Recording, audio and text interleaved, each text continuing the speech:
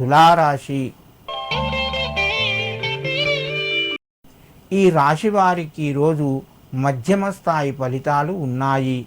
మిత్రులతోని కొంత జాగ్రత్తగా ఉండాలి.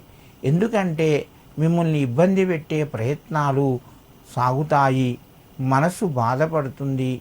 తక్కువగా మాట్లాడి వారితోని జాగ్రత్తగా ఉండండి. ధనపరంగా కొంత మీకు కలిసి వస్తుంది. ఈ యొక్క రుణ ఒత్తిడి తగ్గుతూ ఉంటుంది. కుటుంబం లోపల సంతోషంగా గడుపుతారు. వ్యాపారస్తులకు కొన్ని అవకాశాలు ముందుకు వచ్చినా కూడా పనులు వాయిదా పడతాయి. మీరు ఆలోచన లోపట్నే మునిగిపోతారు, వాయిదా పడతాయి.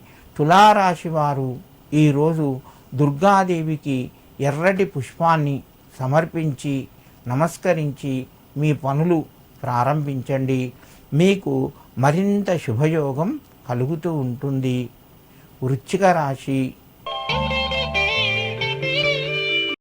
ఈ రాశి వారికి ఈరోజు పనులు అనుకూలిస్తాయి, ప్రయత్నాలు ఫలిస్తాయి, అవకాశాలు కొత్తగా వస్తాయి.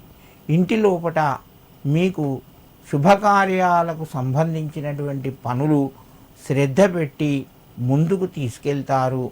సంతానపరంగా కొంత శుభవార్త వినే అవకాశం ఉన్నది. నిరుద్యోగులకు కూడా ఈరోజు కొంత కలిసి వస్తుంది. ఏదో కొంత టెంపరీగా కొంత మీకు ఉద్యోగాలు దొరికే అవకాశం ఉన్నది. వృశ్చిక రాశి వారు ఈరోజు లక్ష్మీ అష్టోత్తర నామాలు చదువుకొని నమస్కరించి మీ పనులు ప్రారంభించండి. మీకు మరింత శుభయోగం కలుగుతూ ఉంటుంది. ధనస్సు రాశి.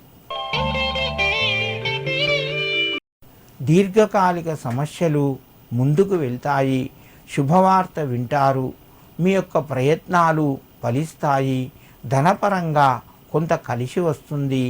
నూతన వస్తువులు, వాహనాలకు సంబంధించిన కొనుగోలుకు సంబంధించి ఈ ప్రస్తావన విషయాలు ముందుకు వస్తాయి.